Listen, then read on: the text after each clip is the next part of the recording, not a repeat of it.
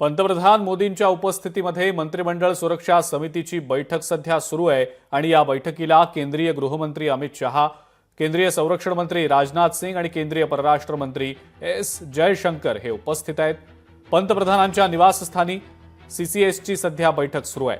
पहलगाम मधल्या दहशतवादी हल्ल्यानंतर आता ठोस पावलं उचलली जात आहेत आणि बैठक सध्या सुरू असल्याचं समजतंय।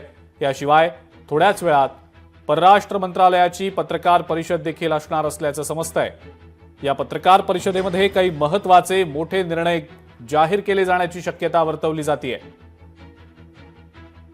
मंत्रिमंडळ सुरक्षा समितीच्या बैठकीला काही वेळापूर्वी सुरुवात झालेली होती। पंतप्रधान मोदींच्या अध्यक्षतेखाली ही बैठक सध्या सुरू असल्याचं समजतंय। अमित शहा, राजनाथ सिंग, एस जयशंकर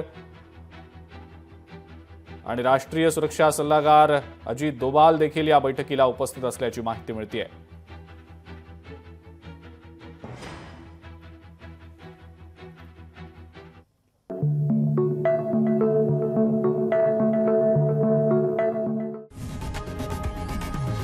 लोकशाही मराठी ऐका, पहा, जागरूक रहा।